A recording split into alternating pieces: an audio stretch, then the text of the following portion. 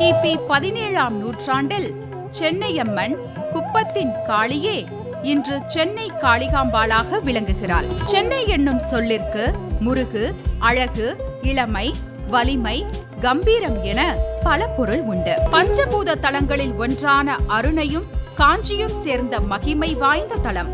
இந்திரன், குபேரன் வழிபட்ட தலம். 2 பூதங்கள் இணைந்த தலம் பரதபுரி, சொர்ணபுரி என்று வழங்கப்படும் தலம்.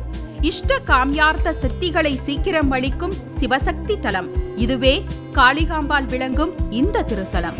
அன்னை ஸ்ரீ காளிகாம்பாள் அர்த்த பத்மாசனத்தில் பாச அங்குசத்துடன் கமலத்தின் மேல் காலூன்றிய நிலையில் புன்னகை தவழ காட்சி தருகிறாள். அன்னை அவள் மேற்கு நோக்கி அமர்ந்திருப்பது இந்த ஆலயத்தின் தனிச்சிறப்பாகும். காளிகாம்பாள் பார்வதி, லக்ஷ்மி, சரஸ்வதி ஆகிய மூவரின் அம்சமாய் வீற்றிருக்கிறாள்.